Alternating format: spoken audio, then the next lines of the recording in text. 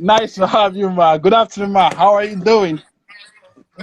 Yeah, good afternoon, Chili. Sorry about that little technical glitch, but thanks for welcoming me in. I'm very, very excited to have you here in the Homo Bowlers platform. We are so proud and very privileged and pleasure to have you here, Ma'am. How are you doing, Ma? Really good, Chili. Great to meet you guys. Great to meet the rest of the Home of Ballers crew, and looking forward to having a chat. Yes.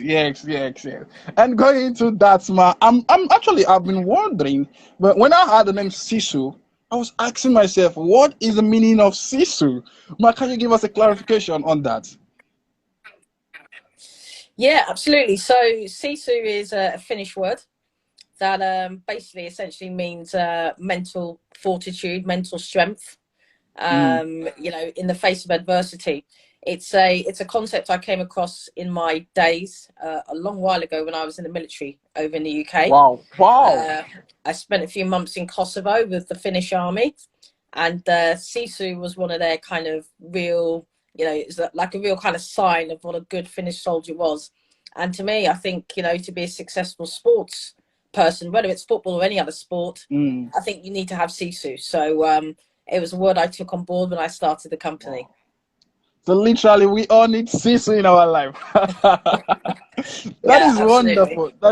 That is awesome and amazing because I really wanted to know the meaning of Sisu. And looking over the years that you've been in existence and transforming the lives of many out there, what have been that inspiration and motivation that has been pushing you, guiding you through all this? Because I know you've gone through resilience, I know you've gone through some hardship. So, what have been that inspiration and motivation that has held you all through this period, Mal? Yeah, I think for me, the motivation has always been to try to make a positive difference to talent. Mm, There's a lot of talent out there, and there's a lot of reasons why talent doesn't quite reach its full potential. And for me, it's always been trying to kind of support that process.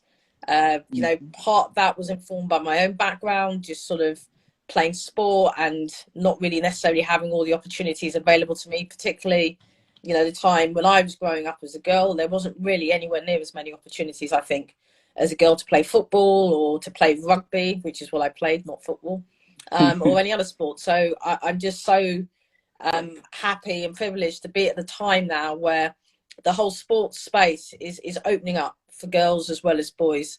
And also with the advent of technology and harnessing technology, those opportunities are opening up for everyone, particularly in the African continent, which is something, as you know, is close to my heart. So, first of all, that there needs to be a consistent investment into the grassroots. I think there's still this sort of mentality of, trying to kind of pick diamonds from the rough. And, it's almost a random process. Whereas if you actually look at countries that have really good kind of football structures, they've got a well mhm. structured and well developed Yes, grassroots. Mal. And that Yeah. grassroots is invested in. One of our main initiatives has been the launch of our Abu Africa digital platform, which, as you well know, as a partner on the platform, is for us one of these things, areas that we can use to address, where we provide a portal where talents can actually have an outlet, a showcase. So we can get their video footage, we can put it on a portal that is generally or widely available to our network of partners abroad and other educational institutions, and provide that showcase. So there's so much to be done earlier as well around the sort of player development side and having more talents that can then obviously be showcased. But for the existing population of players and talent, Mm. we still want to provide them with opportunities and pathways.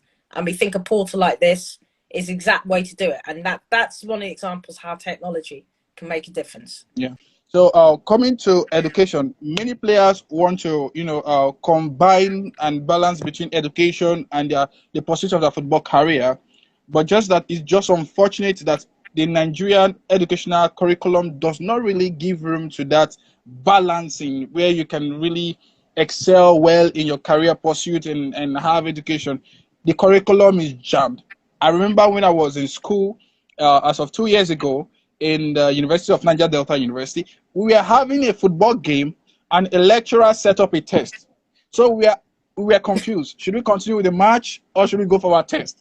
So you can see that even they don't respect the football culture in the school. They would use words like you came to school to learn and not to play football.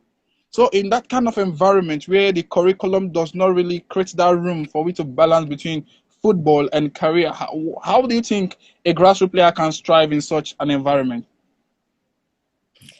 Yeah, I think that's a really great question. And look, you know, the sort of the balance or the tension between playing football and education is one that exists everywhere. You even have it over here. You know, I remember my brother when he was trying to make it in a professional game, and yeah, I Mm, think he was kind of slacking off a little bit on his schoolwork, and then that became a major issue. And I remember my parents holding him back from going to football training until he did, you know, the educational piece. I think what we all parties need to realize now is that the game has evolved and society's okay. evolved. Yeah. So what we need to do is really encourage structures where certainly the student athlete can be supported in their sort of twin objectives.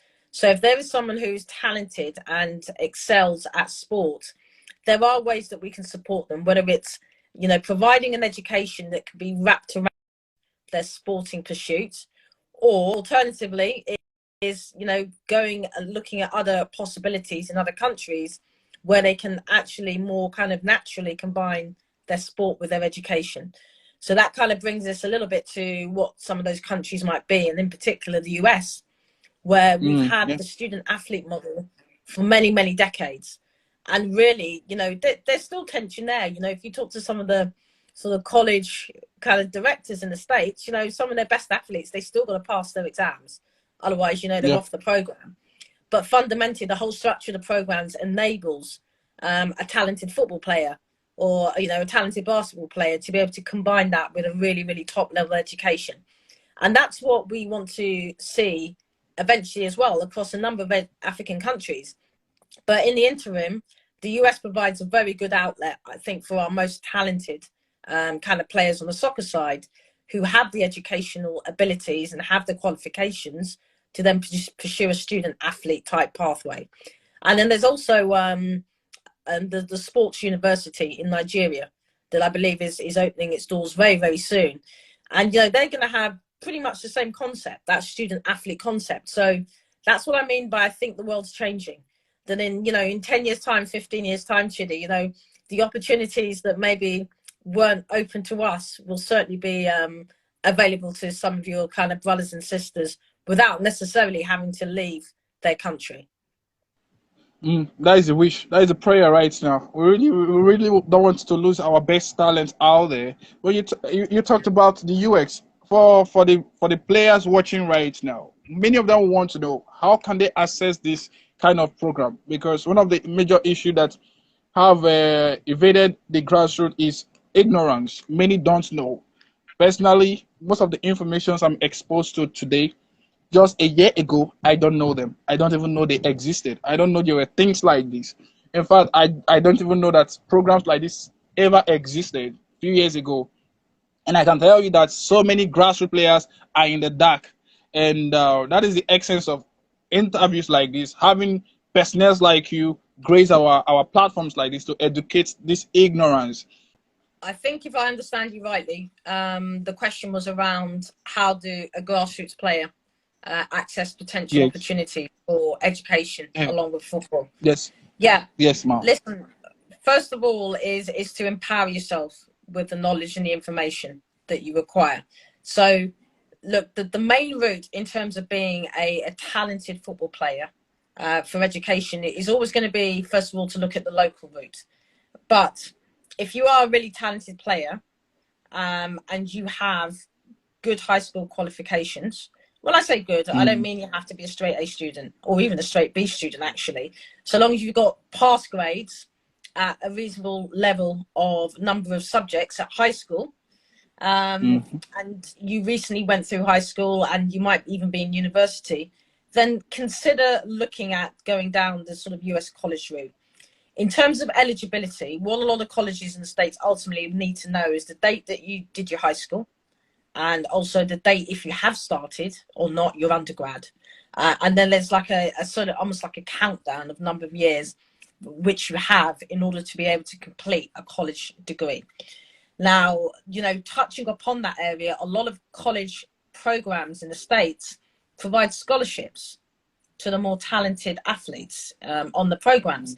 And this is a big opportunity where, you know, up until now, I know of many college recruitment companies who, you know, they really kind of scratch the surface in terms of recruiting for talent in Africa, mainly because they just don't really know where to kind of look for the talent, or they're not too sure about the, you know, the credibility of the information they're having. So we're using our platform as a way to create a one-stop shop for them to have all of that information. So for you as a grassroots player who's affiliated to Home of Ballers, either directly through your club or through your affiliate clubs at Home of Ballers, the thing to do is to get your footage, to get your academic information into the team, so they can then use their kind of, you know, their resources to get you uploaded to the platform, and then we can help to connect you directly into that US college network. Now, like I said, you know, there's a few thousand sort of college courses out there. Not all of those courses offer scholarships, but there are many opportunities for there to plug you into that wider network. So the first thing you have to do, obviously, is engage and get your footage, get your academic qualifications, get all of that information into your Home of Ballers team, and they'll do the rest. And like we say, we can take it from there. So yeah, I think the first thing to do is to empower yourselves with the knowledge, and obviously then take the steps to put yourself in that shop window, which we can assist with. Wow. Everybody, I hope you heard directly. You heard her directly. She said, empower yourself. Very, very importantly, with good footage. And this is where we've been trying our best here in Nigeria to ensure that we help the grassroots get the best quality video they can ever get. So far, we've been able to get across 5 different states in Nigeria, and we have over quality 100 video highlights with high definition quality. So you ballers out there, our next program is coming up January in Port Harcourt, and we are looking at using a very good stadium. We have one of the best videographers in the country covering the games. So it's very, very, very important. Now, coming to the agency, because players need, you talked about colleges are looking for talented players, not just average players. They're looking for exceptional players they can bank in, because investing, scholarship is an investment they want to do on these players. So you cannot just come on without having exceptional talent for it. So being an agency, what do you look at for when picking a player to represent? What are those criteria and requirements you actually look at for in getting a player? Yeah, absolutely. So again, at this stage, it's good to kind of almost differentiate a little bit between what I would call the student athlete pathway, yeah, where there's a player who's got very, very good talent. It may not be elite level professional game talent, but they've got very good talent, plus they've got decent academics, where we can put them down the Iburu route. Or the agency route. A lot of times when I'm talking about the agency route, I'm really talking about the pathway to professional football. And that is that kind of tip of the pyramid. And let's be honest about it, it's 1% or less than 1% of you and the rest of your peers who will actually really be able to kind of be considered as elite level and professional players or potential professional players. So what makes that tiny percentage stand out, and what do we look for? Well, there's the basic footballing attributes, but like we already know, like that's a given. There's so many talented players, you know, there's many players with great technical ability. There's many players actually with great physical ability, you know, whether they're fast or they're very strong, etc. But to actually make it as a professional player, I guess it comes back to the first question you asked on this call, Sisu. What is Sisu? Yeah. To be able to make it as a professional, you've got to realize this is your living. You know, it's not a game anymore, right? So you have to have that mentality where every time you go out, whether it's on a training field, whether it's playing matches, or really kind of pushing yourself and getting the best out of yourself, and being able to do that really and be accountable to yourself on a daily basis. And it sounds very easy on paper, but actually in reality, not many people can actually achieve that and can do that, show up every single day and give 100%. So there's that real determination there that you look for in a kind of a professional player. And then there's also the ability to withstand pressure. Pressure is an amazing thing in football. And again, you must have seen it many a times. You know, we used to call them training ground Messis. You know, they looked absolutely amazing in training. As soon as you got into a game situation, it's like it's like a different player you're looking at on the pitch. And that's just the pressure of a game. And, you can even start with the pressure of a grassroots game, but then you're magnifying it even more when you're talking about playing the professional game, when you've got so many eyes, hundreds of thousands, even millions of eyes scrutinizing you. And again, that ability, pressure, having that belief in yourself, that very much, again, comes from those mental characteristics and that strength of character and the ability to be able to take knockbacks and come back stronger. So in a very roundabout way, what I'm trying to say to you is that a lot of the stuff that we look for when we look for players to represent are those real kind of character type things, because the once we've decided that the playing side and the football side is covered, that we've got a talented player, we need to know whether that player actually really has what it takes to kind of get to the best of their ability and to be able to perform under pressure in some of the sort of toughest environments. So that's what we always look for. Wow. You this is amazing.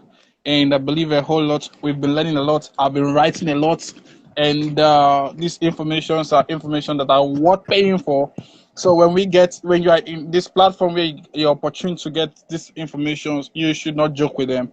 Once again, everybody listening to this, ensure that after this section, make sure you watch this over and over and over again to get a hold of everything that Lindi is really talking about right now. And you talked about mental capacity because it's one of the major criteria you're talking about when you're looking for players. How can a player build a strong mental capacity to be able to withstand pressure in games that can sell them out? Yeah, sure. I mean, there's certain things that you can kind of tell that can help a player. So, for instance, Chidi, when you come to me and you talk about some of the players that you think are really talented, under your umbrella, I will always ask you questions like, I want to know a little bit more about what their upbringing is, what their support system is, how they got to where they are now. Have they come through adversity? And if you see they've come through adversity and they're still there, that's always a good indication this is someone who's got bounce back ability, I guess, to butcher a phrase. So there's a little bit about getting to know the player and understanding where they've come from.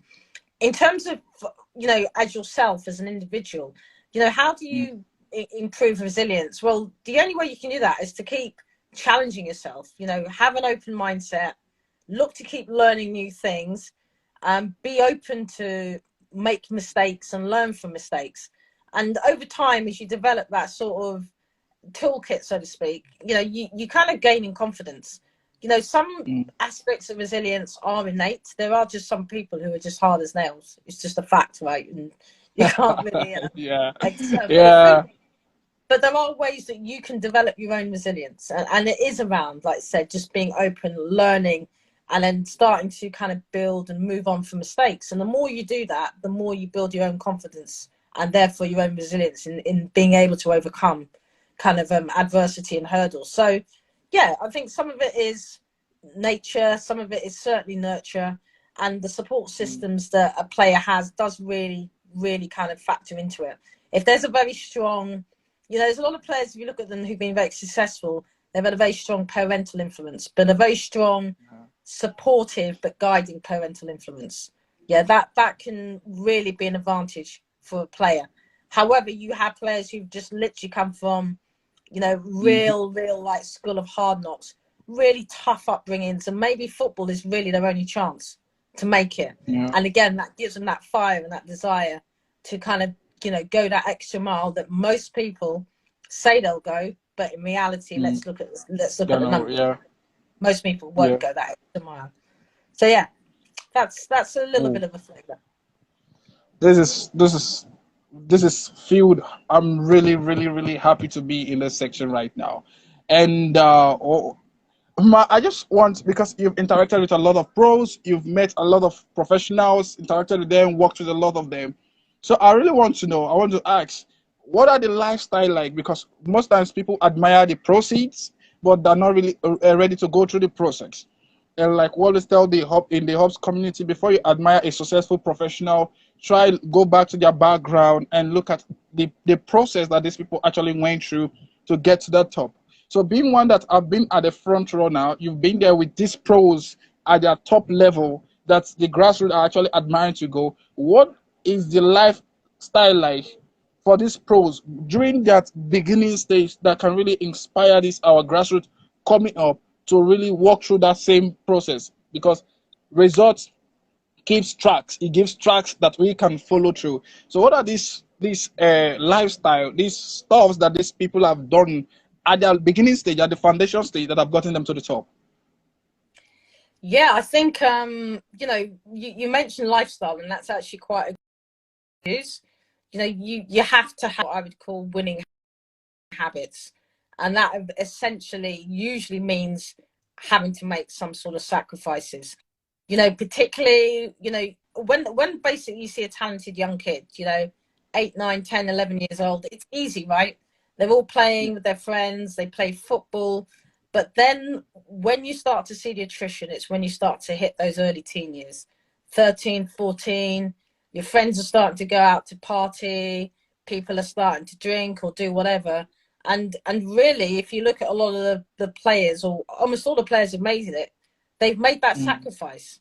You know, they effectively sacrifice maybe their youth. You know, the professional game now is so well developed and is at the top level, is so competitive that if you're not 100% focused on it lifestyle wise, there's no way you're going to be able to just to carry yourself through on talent. So you see a lot of people fall by the wayside because they can't kind of adhere to those good lifestyle habits. You know, recovering well, good nutrition, good sleep, you know, all of these aspects really, you know, if you accumulate them over a long period of time, they make a huge difference. And that's all it is, you know, the difference maybe between two players that you saw at age 11 who have the same amount of talent, but maybe one of them looked after themselves a little bit better over the course of the next 4 or 5 years. That will translate into a huge difference in terms of the potential outcomes of those players. And that tends to be it. It's just small margins, but they're just compounded over a very long time. So all I'd say to anyone who was genuinely serious about their career is, you know, you got to, every day you've got to show up. And it is all about, like I said, just having a good, clean lifestyle, good, healthy lifestyle, and just maintaining that and being consistent with it and doing the right things day in, day out. It's not a get rich quick overnight success thing. And there's very few people who've had overnight success who didn't actually go through that process. You're just seeing the overnight success, but you don't know what happened the intervening 7, 8 years of struggle. So the question that one of the that been asked the most in our community is, how can you distinguish between a real a licensed agent just like yourself and fake agents that parody themselves, especially on social media platforms? That's a very good question. And, you know, again, it always comes down to there's a certain amount of being realistic, right? Because as I've said to you from the outset, you know, becoming a professional footballer is hard. Very, very few people make it as professional players. If you look, you know, we're talking going back to the percentages, it is less than 1%. So, you know, there's a certain amount of self analysis that's required, and to understand whether or not genuinely you really have what it takes to become a professional player. Because I've come across a lot of people who, you know, say they want to be a professional player, but none of their habits, none of their lifestyle, if we go back to it, and certainly none of what they do would indicate that, you know, they've had any real genuine opportunity or likelihood of being professional. So you've got to ask yourself the question, you know, am I really in the frame for this? That's one obvious question. But then, yeah, when you come to the talented players who are almost kind of exploited and they're sold a dream by some of these fraudulent agents, again, it comes down to empowering yourself, as I said at the beginning, with education. So if you're being approached by a purported licensed agent, who are they licensed with? Ask them who are they licensed with. I'm licensed with the English FA, I'm licensed with the Norwegian FA and a few other associations. Every licensed agent has a license from a football association. So find out who it is.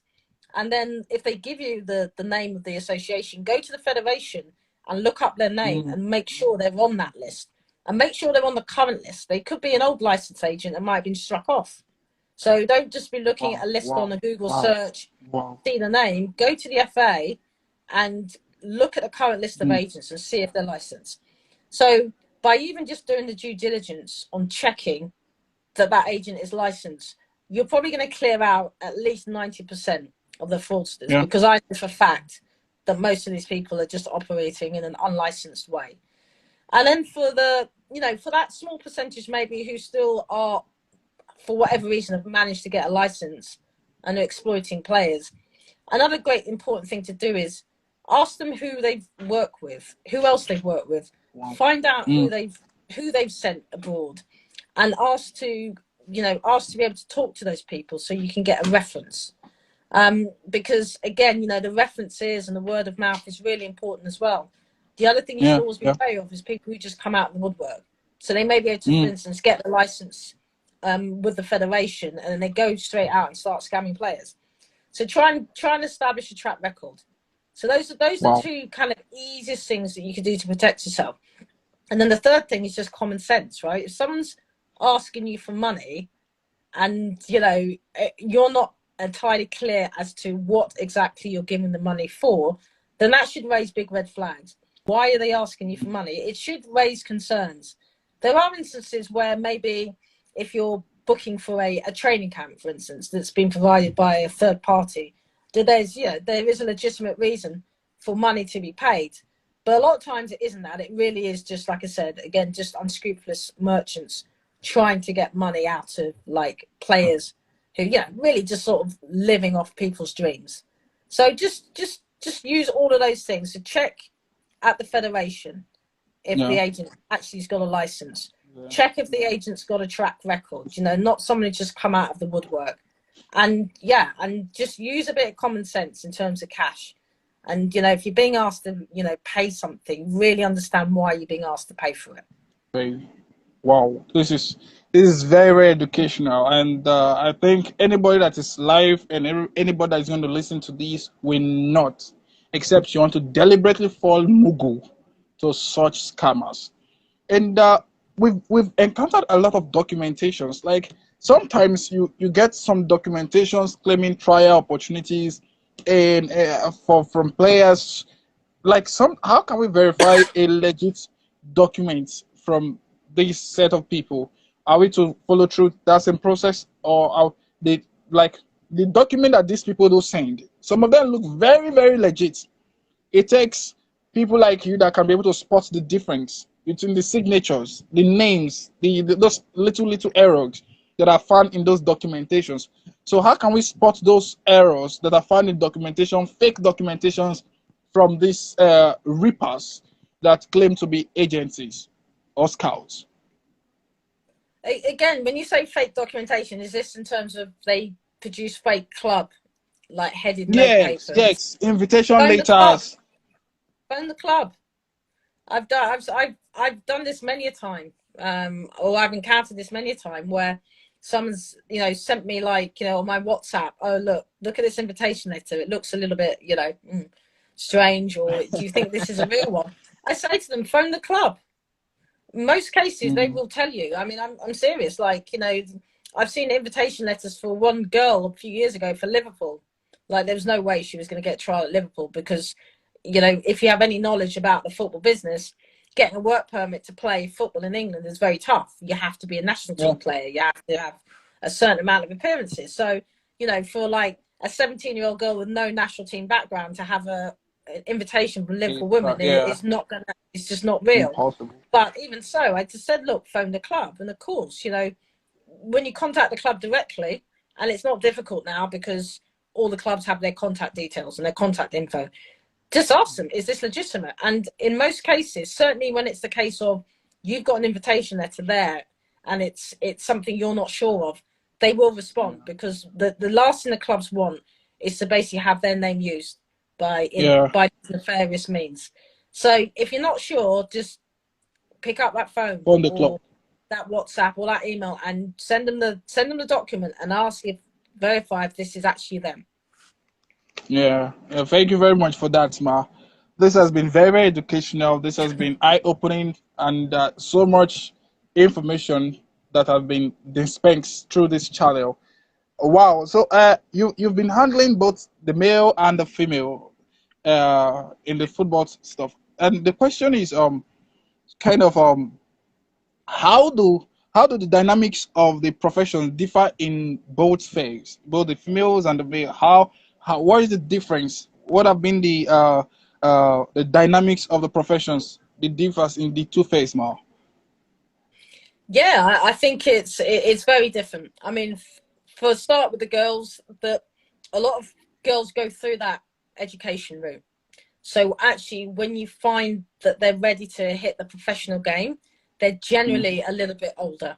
So you're talking about, when I'm looking at female players for professional contracts, typically we're talking about 21, 22, even as old as 24. Now, as you know, with the men's game, it is just hugely competitive, right? And actually, that window of opportunity to play professionally, well, certainly to go abroad and play professionally, if you're looking from that perspective as a Nigerian or an African in general, is really that once you get beyond 18, 19, say 20, it's quite hard really to get that opportunity abroad, because there's such a pool of talent coming through every single country. And because the level is so high, if you're a player who's stayed in, a grassroots environment beyond those sort of ages, you won't be able to catch up and make that leap into the kind of professional game. So, if I'm honest, a lot of these clubs and teams in Europe, they're looking at players at 16, 17 with a view to then signing them when they turn 18. And 19 and really 20 is when that window becomes very difficult for a male player. Certainly if you want to look at kind of European leagues. It's slightly different, obviously. There's plenty of examples of players who stayed on the African continent, maybe gone to North Africa, done very well in the leagues there, and then they can develop a pathway that way. But, if you look at the top African players who are playing at the moment in Europe, if you actually look at when they moved to Europe, I'm talking about the ones who Early moved stage. it's early stages. It is, and you have to be realistic about that. And unfortunately, this is actually affecting the grassroots in Africa, especially here in Nigeria, because most of the time, what happens is, especially this going through the primary school, the secondary school, and the university routes before coming into the profession to pursue it. Personally, that was the route that my parents gave to me. I wanted to play football. My parents were like, "Okay, no problem with that. Just go to school first." Before you know it, you're 20, you're 21, you're 22. So you at 22 and you want to start again from grassroots. When are you going to get to that stage of going pro? So at that moment, we just had to do a reality check and be like, okay, let's just do something else, because reality is not possible no more. Then looking at this, there are so many players that are going through challenges in terms of pessimism and lack of support from their immediate environment for their pursuits. So, what advice can you give to those players that have been going through a whole lot, making sacrifices, but the support system is not that favorable? They have been experiencing some mockery and criticism from different angles. What can you say to those players right now, Mal? I think it's important to always believe in yourself, keep doing the right thing, always showing up, because there's that phrase, isn't there, is that you never know when someone's watching. And I've seen it many a time where a player could be playing a grassroots game or a random game, and a scout spotted them, and that's sort of changed the trajectory of their career. So I think it's important to really just keep focused, keep believing in yourself, and then just going back to what I say about the education is empower yourself with the tools to be able to make a career for yourself. Even if it doesn't work on the pitch, there's actually a lot of roles you can do in and around football. Whether you decide, at some point you want to be a coach, then start working on that coaching aspect early as well with the playing, because actually that will last a lot longer anyway than playing football. Being a coach, there's some 70-year-old coaches out there, right? Whether you want to be a scout. I know the internet can be a little bit up and down, but if you get access to the internet and bits and pieces, there's lots of stuff there you can read about things like scouting, and it's not all kind of paid courses. I'm talking about information you can find freely on the internet. Learn about scouting, maybe practice that area. If you're interested in club management, I'm talking about the actual the ins and outs of running a club and becoming an administrator. Look at that. So explore these areas, because like I keep saying to you, and it's not that I want to crush people's dreams, I'm just being realistic. The vast majority will not be professional players. So it's just sad, but it's true. But you can have a career in the game, and actually a much bigger percentage of you can have that career in and around the game. Just find that role that really kind of works for you and start building up your skills and your education on that side, as well as continuing to enjoy the game. Whoa, this is mind-blowing. This is awesome, and I believe a lot of people are watching this, especially for the 25-year-old, 30-year-old grassroots players. Please just leave playing alone. There are other part of the game we can really explore. Go into scouting, like Ma'am Lindi said, go into other aspects of the game. Hey, hello, Coach Obi. I can see you. Welcome. You can actually become even a referee is important. So explore. Do not just cage yourself in the playing. If you're not able to do that, there are other aspects of the game that you can actually explore into. Then I think we are really running out of time right now, and in view of the World Cup, I'm anticipating. Okay. Let's what is the plan of Sisu, especially Sisu Africa, for Africa in the next, let's say, 5 years? The first thing is to address some of these key challenges that we think are kind of low-hanging fruit and we can really quickly make an impact with. So that's improving the aspects of video footage and creating a showcase for players. So Uburu Africa, our portal, that is purely designed so that we work with partners like you. You can get out there to the grassroots. You can make sure and make them understand that the importance of having video footage, the importance of being out there and being able to be showcased. And then you can draw them onto our platform and we can provide the outlet for them with regards to opportunities. And that's something obviously we're starting in conjunction with education, which we know is really important.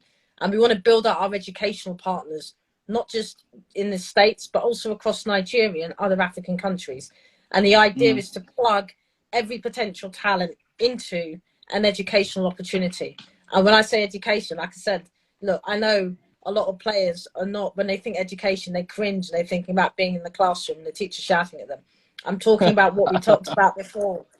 Football education opportunities, scouting, coaching, all of these things where you can have a genuinely productive life and career in and around football as a sport. Because, like I said, some of you are going to be players, but most of you will not. So that's what we're looking to do, is creating opportunities in education around football for footballers and those who love the game. And that's how we're going to grow our platform. Uburu is the first thing. We've got educational partnerships already with Cruyff Institute that provide courses for players and non-players alike. And we want to work with educational partners across Nigeria, across other African countries, to then blend together and build that sports ecosystem. So we see ourselves not just as a straight agency. And I think that's pretty clear from the discussions we've had. We want to help create that African sports ecosystem where sport plus education and then obviously investment and everything comes together to really start building what is, an industry that needs to be much bigger than it is now. This is wonderful. The future is really, really bright for grassroots in Africa. The future is literally bright. And I can, our players out there, please, it's time for you to get your video highlights, especially so we can profile you in the Uburu platform. We've profiled some players already, and just Yeah. that one of the major criteria is having a good quality video. Before we let you go, ma'am, why is that so important for the platform, having a good quality video for the players, especially for players that are not able to have access to good pitches and cameras? Most teams don't cover their games. So why is having a good quality video important to the platform? Having a good quality video is important to any footballer, because at the end of the day, if someone from the outside is going to make a judgment on your ability as a player, the only way they can do it is by video footage. Fine, you know, there'll be the odd scouting tournament that you might be involved in, maybe over the course of a year, 2 or 3 tournaments, right? That's needle in a haystack stuff. The probability of getting seen is nil unless you have a video. How would you expect to be seen? You know, let's take it back to like the dating game. Like, you know, dating. You know, everyone's used now to having dating apps. Like, how can you have a dating app where no one can see you, no one can see you or hear you? How do you expect to effectively get match made? It's a little bit the same with football, but people for so many years have been telling themselves, oh, you know, I can just run around and, you know, something will happen. Nothing will happen, my friends. The whole world is you know, really driven very much by video and data. And certainly now, as the rest of the world has accelerated with so much more of that happening, you know, in Africa, if we, you know, keep our heads in the sand and don't actually get up to speed on getting this sort of footage and this sort of data, we just get ignored. We'll just get ignored. It's not like people are suddenly going to start looking around for diamonds in the rough. So I say to every player, get yourself in a tournament where it's being filmed, a bit like some of the events that you guys are running at Home of Ballers. Yeah. Get yourselves into those events. So once you're in those events, then there'll be some footage of you. Get that cut up so you get a good little highlights video so that people know who you are. Otherwise, there's no way anyone's going to matchmake you if they don't know who you are and don't see you and they have no idea how you play. The world has moved on now. You know, you need some video. So it's really important. You know, I will just double emphasize what Chidi's just said. Get yourself that video and let these guys at Home of Ballers help you in that process. Wow. Well, this is very, very important, especially if you want to be seen. And we are actually working on a project. It's a 5 years project to start up what we call the Home of Ballers League. It is literally aimed to help grassroots teams and academies get all their games covered in the league, to help this kind of platforms where all the players in each team will be profiled and will consistently update with their videos and their stats with evidence. When we talk about player have played 8 games with 10 goals and 4 assists, there should be video evidence of those statistics. Perfect. So we're looking forward to that, and we are so happy to be in collaboration with Sisu, and we are looking forward to a bright grassroots future in Africa.